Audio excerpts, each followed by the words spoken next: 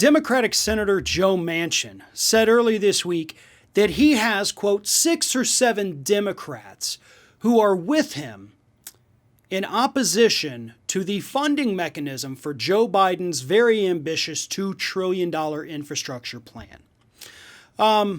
So Joe Manchin, along with these alleged 6 or 7 Democrats he swears he has, are now teaming up with all 50 Republicans to oppose $2 trillion worth of infrastructure investment here in the United States.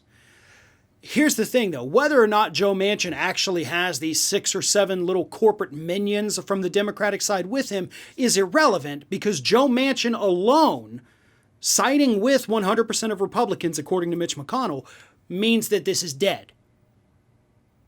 Unless we bow down to Joe Manchin's demands. So what are Joe Manchin's demands? Well, one of the funding mechanisms for this $2 trillion plan is to raise taxes on corporations up to 28%, which is still, by the way, well below where they were prior to the 2017 Republican tax cut, which at the time, right before the tax cut, corporations were taxed at 35%. Then it dropped all the way down to the low 20s.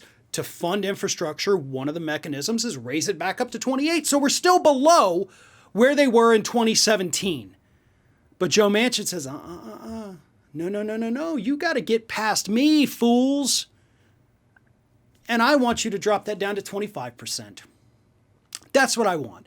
Just arbitrarily saying, nope, cut back 3% on that particular funding mechanism. By the way, the other funding mechanism is raising taxes on individuals who make more than $400,000 per year.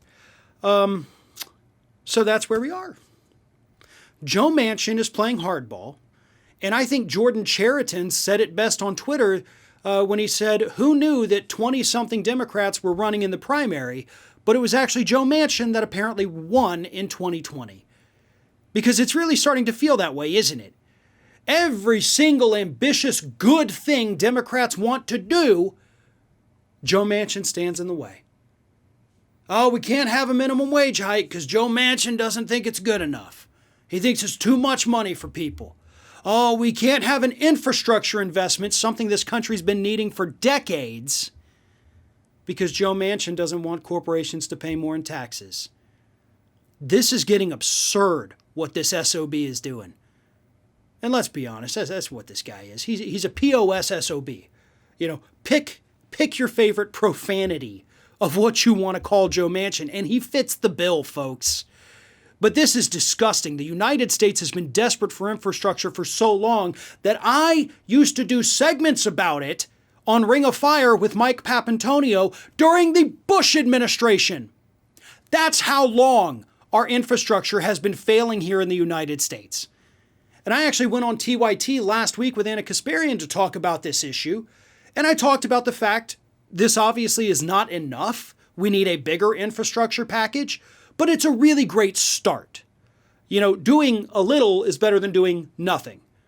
And it does have investments in renewable energy and renewing the energy grid to make it ready for renewable energy.